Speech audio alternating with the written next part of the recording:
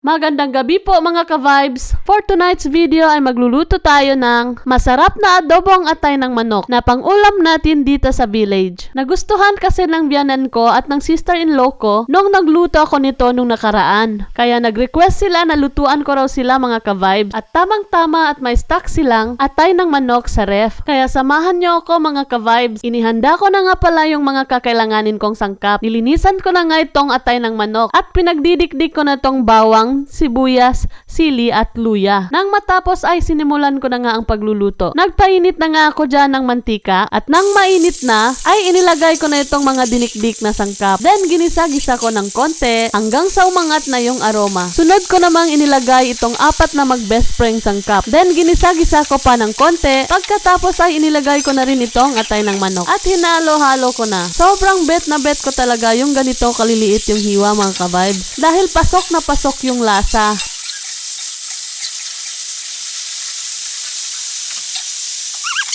At nang kumulo na, naglagay na ako ng asin at pampalasa. Naglagay na rin ako ng paminta para mas lalong sumarap.